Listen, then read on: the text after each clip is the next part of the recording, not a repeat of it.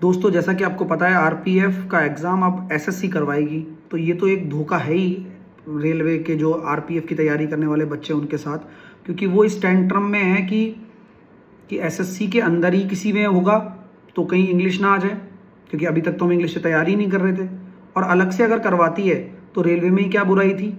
खैर छोड़िए, अब एक और झटका दे दिया है जब नई भर्ती का एलिजिबिलिटी क्राइटेरिया निकाला है आरपीएफ वाली का, क्योंकि अब मुझे लगता है कि कुछ ही दिनों में नोटिफिकेशन भी आपको एसएससी के थ्रू देखने को मिल जाएगा आरपीएफ का, जिसमें नई एलिजिबिलिटी क्राइटेरिया बड़ा ही टफ कर दिया है। अब टफ मैं क्यों बोल रहा हूँ, जिसमें हाइट पहले 165 लिया करते थे ना आरपीएफ में, अब वो 170 कर दी है। साथ के साथ में जो एज लिमिट है अपनी 18 से 25 होती थी, हालांकि पिछले तो 2024 में तो रिलैक्सेशन मिला था, अब 18 से 23 ही कर दी है एज, क्योंकि सीएपीएफ में 23 है, सीएपीएफ के हिसाब से अब ले रहे बताइए लोग। और पैटर्न रहेगा सीएपीएफ वाला जो भी मेडिकल का स्टैंडर्ड है वो सब सीएपीएफ वाला रहने वाला है।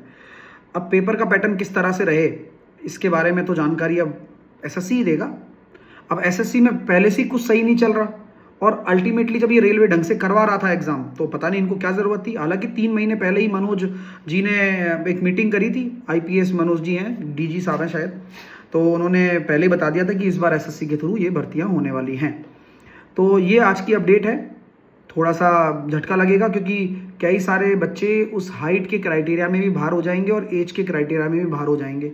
अब उसका हिसाब कौन देगा ये इनको नहीं पता है, ना किसी को पता है।